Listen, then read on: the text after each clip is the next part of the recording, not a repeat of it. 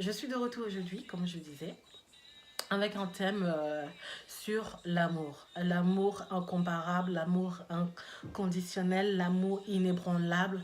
En gros, je ne sais pas quel titre, quel sous-thème, et plutôt quel thème je vais donner, mais je dirais l'amour profond.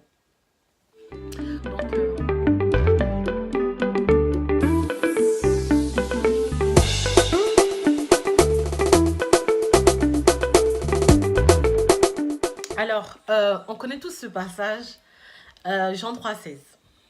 On le récite comme une poésie, on le récite comme... tellement on le connaît par cœur plutôt, qu'on le récite même à yeux fermés. Car Dieu a tant aimé le monde qu'il a donné son Fils unique, en fait qu'un qui en croit en lui ne périsse point, mais qui est la vie éternelle. C'est vrai, Dieu nous a aimés. Dieu nous a aimés au-delà de toutes choses. Mais aujourd'hui, j'aimerais que nous aussi, on puisse prouver cet amour à Dieu. On puisse exprimer cet amour à Dieu. Qu'on est capable aussi de l'aimer au-dessus de toutes choses. Qu'on est capable de l'aimer malgré les difficultés. Qu'on est capable de l'aimer, de le tant aimer aussi malgré les tribulations que nous pouvons avoir. Qu'on est capable de l'aimer malgré les difficultés que nous pouvons traverser. Malgré les persécutions que nous avons. Malgré les épreuves que nous traversons. Qu'on est capable de l'aimer. Qui n'a pas regardé à quoi que ce soit pour nous aimer. Son amour est stable, son amour est profond, son amour est grand pour nous seuls. L'amour de Dieu est tellement grand que personne ne peut nous séparer de cet amour. Dieu nous exprime son amour et il nous dit dans Romains 8, verset 37, que ni la mort, ni la domination, ni toutes ces choses ne pourra nous séparer de son amour manifesté en Jésus-Christ. L'amour de Dieu est grand. Et Dieu lui-même, il est grand. Il nous exprime son amour comme je ne sais pas comment je vais dire, comme si on était, si je peux dire entre parenthèses, sans tache. Comme si, entre parenthèses, on était sans tâche. Parce que même si c'est vrai que la Bible nous dit que comme il est saint, nous aussi nous sommes saints parce que nous sommes avec lui maintenant. Mais malgré que la Bible nous dit que nous sommes saints, en fait, l'homme a la nature pécheresse. Parce que tout simplement, on est dans un monde péché. Les faits que tout simplement, tu regardes mal une personne comme ça, c'est déjà un péché. Mais là, Dieu nous montre simplement, en fait, l'amour qu'il ressent pour nous. Dieu ne regarde pas à ta couleur de peau. Dieu ne regarde pas à ta taille. Dieu ne regarde pas à comment tu es. Mais il t'exprime son amour. Il t'exprime son amour. Son amour qui est grand, son amour qui est bon. Son amour qui est pur. Et quand il dit là, le temps aimé, c'est là une pureté d'un amour profond en fait. On va descendre en bas. Il dit qu'il donne son fils. Il a donné son fils parce qu'il nous a aimés. Il s'est donné à la croix lui-même parce que tout simplement, il nous a aimés. Quel amour! Quel amour! Mon frère, ma soeur, j'aimerais que tu réalises cet amour en ce jour. Que tu réalises cet amour. Que tu réalises comment Dieu t'a aimé. Comment il t'a aimé. Il t'a pas aimé parce que tu es gentil. Il ne t'a pas aimé parce que tu fais des choses qui sont bien pour lui. Il ne t'a pas aimé parce que tu es bon, parce que tu donnes l'argent, parce que, je sais pas, tu payes ta team, parce que tu fais toutes ces choses. Dieu ne t'a pas aimé pour ça. Parce que si Dieu t'aimait simplement parce que tu faisais des bonnes choses, c'est qu'il a Dieu marché. Si Dieu t'aime, je vais reprendre ma phrase, si Dieu t'aime tout simplement parce que je vais remettre la musique. Tout simplement parce que tu fais des bonnes choses, tu fais des choses bien. En fait, là, ça sera un amour par intérêt. Parce que quand tu aimes ou tu apprécies une personne parce que cette personne est gentille, parce que cette personne te donne du bien, parce que cette personne fait des choses qui sont bien pour toi, ça s'appelle un amour intérêt. Et Dieu, là, tout simplement, il exprime en fait un amour inconditionnel, un amour pur. C'est-à-dire, je t'aime pour ce que tu es. Je t'aime malgré que tu es comme ça, malgré que ton nez est tordu, malgré que ton nez est gros, malgré que tu as une grosse bouche, malgré que ta joue elle est grosse comme pour moi, malgré que tu as des petits yeux, malgré que tu as de gros yeux, malgré que je sais pas, tu es maigre, tu es grand, malgré tes défauts, malgré les erreurs que tu fais, Dieu t'aime. L'amour de Dieu est comme tout simplement l'amour d'une mère envers son enfant. Vous savez, une maman, si on vient lui dire aujourd'hui que ton fils a commis un crime très très grave, cette mère, et que plutôt a commis un crime très grave et qu'on doit en gros tuer cet enfant, parce il n'y a plus rien à faire pour cet enfant, il faut qu'on le tue. Cette mère fera tout, elle se jettera et elle dira, prenez-moi moi-même et laissez mon fils. Et c'est ce qui s'est passé. Dieu est quitté dans sa grandeur. Dieu est quitté dans sa hauteur. Parce que Dieu, il était bien où il était. Il est toujours bien là-bas aussi. Hein? Mais il est quitté dans son sang. C'est comme si on va dire quelqu'un, un roi. Un roi. Un roi quitte en fait de sa royauté, si on peut dire, quitte en gros, où il est bien, il a tout, l'argent, tout c'est bien fait en fait. Il est quitté là-bas pour venir ici, pour venir se rabaisser par terre, où les choses sont impures, où les gens le critiquent, les gens se moquent de lui, les gens le salissent.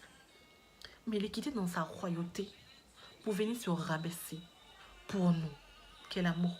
Est-ce que vous réalisez cet amour? Est-ce que vous réalisez cet amour? Quel amour! Elle a tout simplement prouvé l'amour.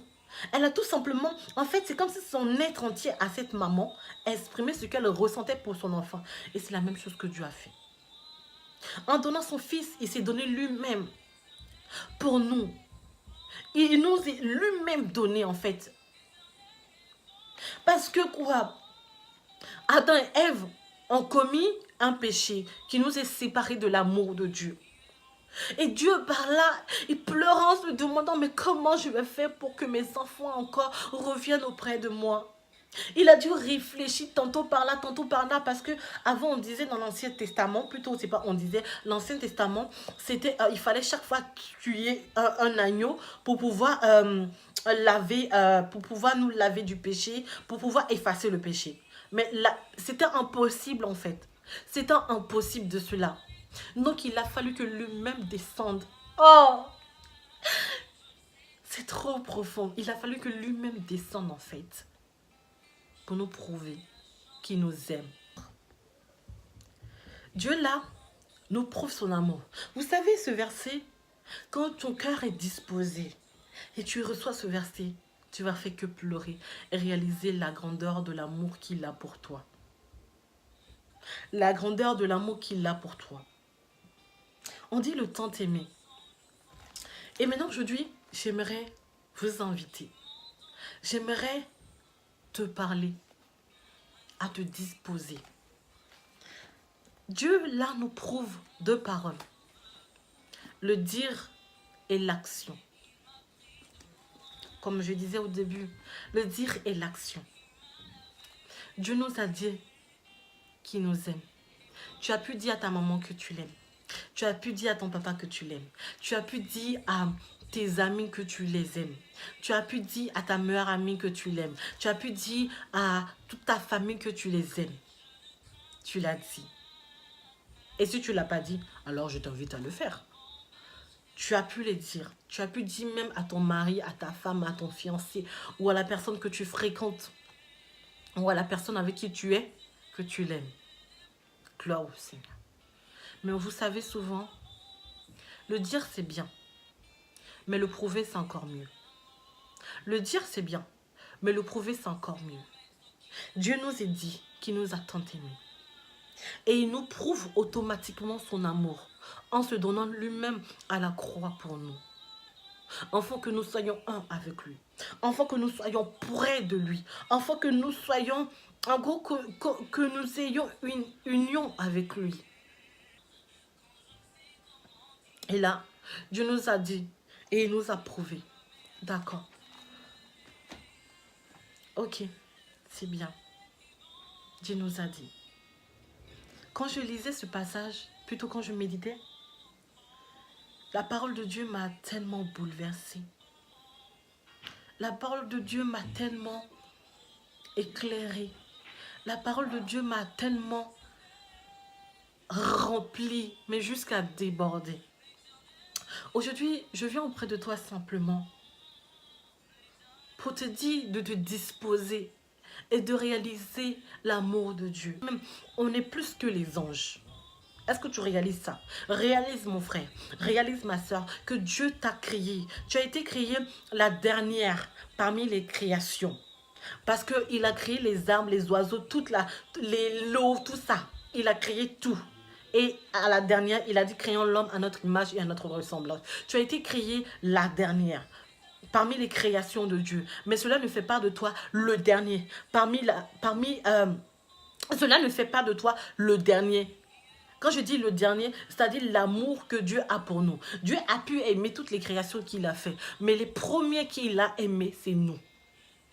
Les premiers, parce qu'on était derniers, mais nous sommes premiers dans son cœur.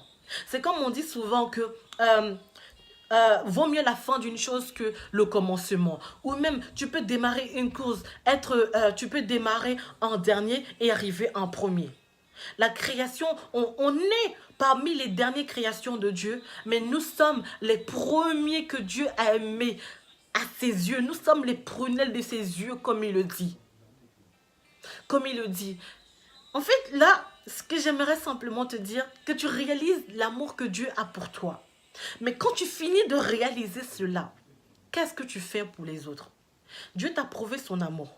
Dieu t'a montré son amour. Dieu t'a donné son amour. Il t'a prouvé, il te l'a dit, il te l'a montré. Tu le crois, tu l'as accepté. Mais vous savez, c'est bien de croire en l'amour de Dieu. C'est bien de demander au Seigneur, oh Seigneur, je t'en prie, remplis-moi de ton amour, remplis-moi de ton amour, je veux être rempli de ton amour, remplis-moi Seigneur de ton amour. C'est bien. Mais aujourd'hui, je viens te prouver l'amour de Dieu. Hein? Je viens te partager cet amour. Parce que chacun d'entre nous qui prenons ce passage de Jean 3,16 le lise et chacun reçoit sa part. Si tu es vraiment disposé, tu vas recevoir ta part. Tu vas réaliser l'amour de Dieu.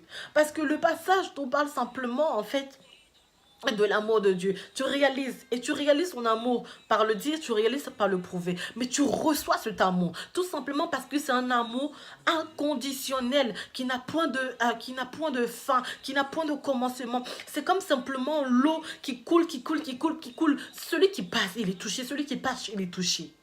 Vous priez, beaucoup d'entre vous plutôt, vous priez en disant Seigneur, remplis-moi, remplis-moi. Mais tu sais que quand tu es rempli simplement de l'amour de Dieu, tu es rempli que pour toi. Tu es rempli que pour toi. Mais les autres ne sont pas touchés. Les autres ne sont pas touchés. Les autres ne sont pas touchés parce que ça t'attend qu'à toi.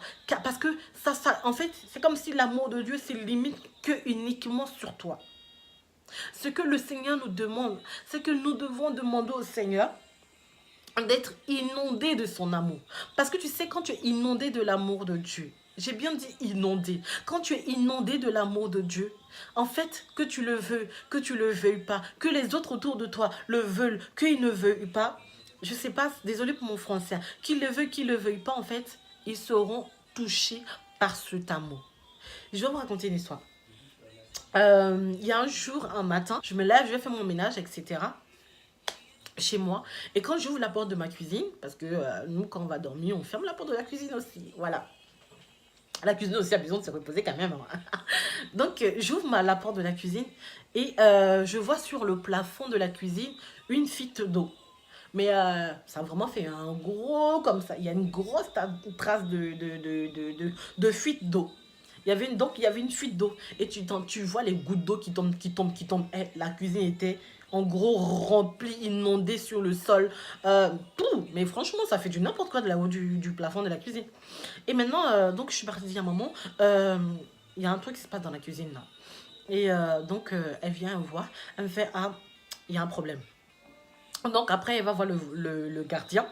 Et quand on est parti voir le gardien a dit que c'est qu'il y a un problème en fait chez notre voisin du haut. Il a dû avoir une inondation.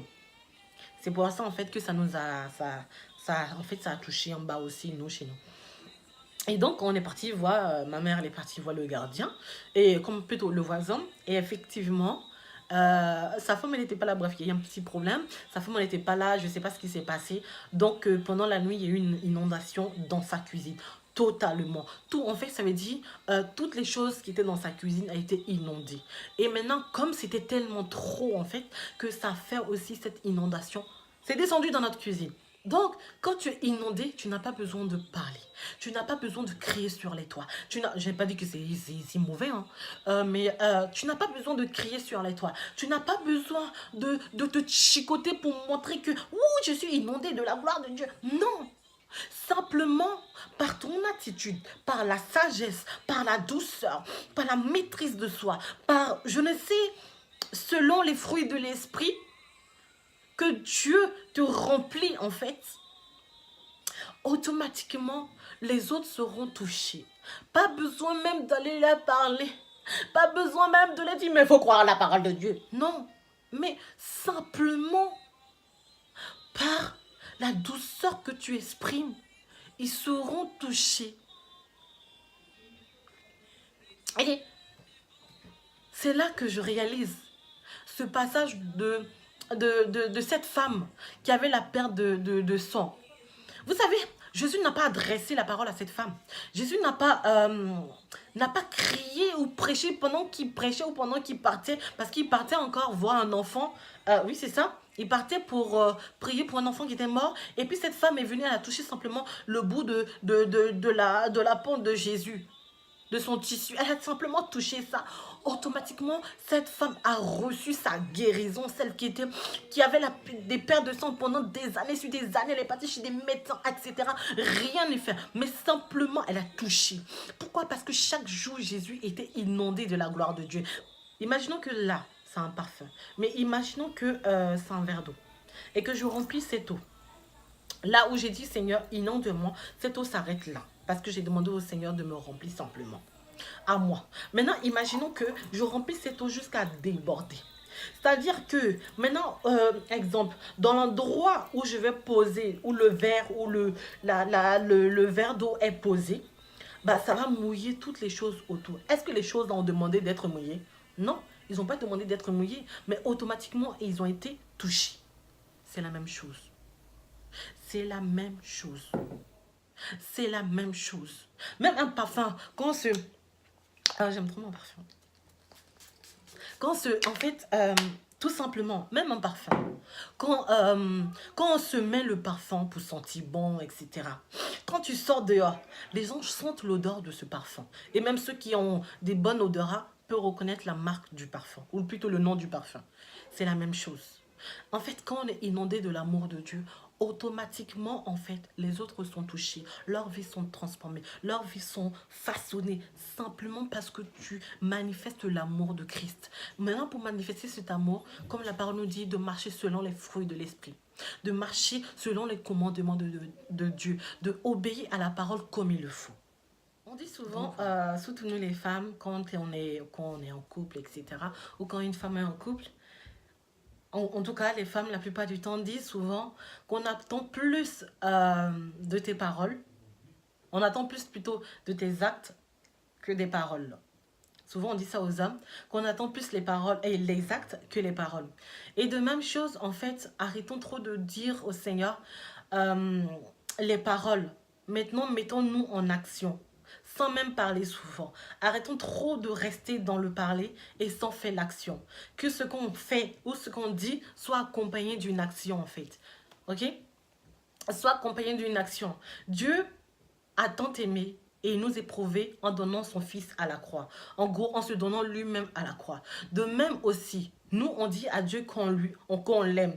On dit à Dieu qu'on veut faire tour pour lui, tout ça, tout et tout. On veut faire sa volonté, d'accord. Gloire au Seigneur. Mais arrêtons trop de le dire et levons-nous en action, en fait. Parce que c'est l'action qui est le plus important. C'est l'action des choses qui sont plus importantes. Même la Bible nous dit que vous reconnaîtrez les vrais par les fruits. Les fruits, c'est simplement les actes. Les fruits, c'est simplement l'action que tu fais. Dieu nous éprouvait son amour en nous donnant, en se donnant plutôt à la croix. Il nous éprouvait l'action de la chose qu'il disait. Donc maintenant, à nous, frères et sœurs, de franchement, tout simplement, prouver l'action de ce que nous disons à Dieu. C'est-à-dire, quand je dis démontrer, ça ne veut pas dire tu te lever, tu suis d'aller te jeter, je ne sais où. Non, c'est pas ce que je suis en train de te dire. Que ce que tu es en train de faire, ou ce que tu dis au Seigneur, Seigneur, inonde-moi, remplis-moi de ton amour. Comme là, je suis en train de parler de l'inondation d'un amour profond de Dieu. Ok, là, on va prier, Seigneur, remplis-nous, remplis-nous, remplis-nous. Maintenant, après tout ça, on a été rempli, etc. Mais allons-y, prouver cet amour en aidant nos frères et sœurs, en les soutenant simplement dans la prière et en apprenant à nous oublier, mais en se donnant pour nos frères et sœurs. Parce que Christ s'est donné pour nous. Et nous, on doit se donner pour nos frères. On doit se donner pour ses brebis. On doit se donner pour les autres. Mais comment véritablement se donner? C'est tout simplement en mettant la parole de Dieu en pratique. Mais comment véritablement mettre sa parole de Dieu? Passe du temps dans la parole, passe du temps dans la méditation. Mais que tes actes... que tes paroles soient aussi des actes, en fait. Quand il y a une situation qui arrive, quelle action que tu prouves? Quand ton frère a un problème, est-ce que tu es prêt à l'aider? Quand un frère a un tel problème, est-ce que tu es prêt à l'aider? Souvent, on demande au Seigneur, Seigneur, remplis-moi de ta compassion. Oh Seigneur, donne-moi le fardeau des âmes, etc. Mais souvent, on rencontre des âmes dehors. Est-ce qu'on est capable de pouvoir aider ces âmes? Quand un tel frère a un problème, est-ce que tu es capable de l'aider? C'est ça l'action de tes paroles. Maintenant, là est-ce que tu es capable? C'est même plus que... Moi, je te dis, hein, ne dis même plus est-ce que je suis capable. Dis que je suis capable parce que Christ m'a donné la force de le faire, en fait. Prends la situation, le problème du frère ou de la sœur. Va vers Dieu. Ou si tu es capable de l'aider matériellement, alors fais-le. Si tu es capable de l'aider spirituellement, alors fais-le. C'est ça l'action. Dieu l'a dit par le parler. Mais il a prouvé aussi, si on peut dire entre parenthèses, matériellement. Quand je dis matériellement, simplement en se donnant. Souvent on dit, Seigneur, j'ai besoin de tel sou, j'ai besoin de tel. Seigneur, j'ai besoin d'une femme, Seigneur, j'ai besoin d'un mari. Tu vas dans le secret, tu pries, Dieu te donne une femme ou un mari. Et quand le mari ou la femme vient, qu'est-ce que tu prouves à cette femme que tu es capable de faire? Seigneur, je veux un enfant. Quand maintenant Dieu te donne cet enfant, est-ce que tu continues encore à louer Dieu? Est-ce que tu continues? Maintenant Dieu t'a donné cet enfant, voilà. Quand Dieu maintenant t'a donné cet enfant, est-ce que tu vas dans le secret? Dans le secret, tu intercèdes pour cet enfant. D'accord, c'est bien. Maintenant, après ça, est-ce que tu instruis cet enfant dans la parole de Dieu? C'est ça l'action. L'action, c'est ce que Dieu attend. Arrêtons maintenant de trop parler. Moi, franchement, quand j'ai reçu ce passage, j'ai dit, Seigneur, c'est vrai que chaque fois, je te dis, Seigneur, il faut ça. Je te parle. Mais maintenant, il est temps que j'arrête de parler et que j'agisse, en fait. Trop, c'est trop de trop parler, en fait. Parce qu'à un moment, quand tu parles trop, la personne en a marre, en fait. Parce que toujours, tu parles, mais tu ne fais pas l'action. L'action, c'est ça que Dieu attend. Alors, franchement, je t'invite à faire l'action que même de parler. L'action, c'est ça que Dieu attend. Quand Dieu a demandé à simplement Abraham d'aller sacrifier son fils, est-ce que Abraham est resté là en train de pleurnicher sur son sort? Est-ce que Abraham a dit mais Seigneur, mais Abraham a suivi directement l'action sans chercher à même parler. Abraham a fait directement l'action, en fait. C'est ce que Dieu attend de nous, que nous fassions directement l'action. Seigneur nous a inondés. Mais maintenant, quand une personne est dans les problèmes, souvent on dit, oui, Seigneur nous a inondés. Il y a une personne qui a des problèmes, qui ne savent même pas faire un suivi, qui n'arrive même pas à avoir une véritable vie d'intimité avec le Seigneur. Mais toi, ta vie d'intimité est stable, bien solide avec le Seigneur, tu passes du temps avec le Seigneur, mais tu vois ton frère qui galère dans son intimité, tu vas le laisser comme ça? L'action, Dieu attend les actions, Dieu cherche des actions. L'action, mets l'action de tes paroles, en fait, mets tes paroles en action, en fait. Franchement, bon, j'ai fini, j'ai trop parlé, hein. En tout cas, j'espère que si cette vidéo vous a béni, vous a rempli, vous a inondé, n'hésitez pas à liker, n'hésitez pas à partager, n'hésitez pas à commenter. Et voilà quoi. Soyez vraiment, vraiment inondement, inondement bénis par l'amour de Christ. Bisous, bisous et on se dit à la prochaine. Bye, bye.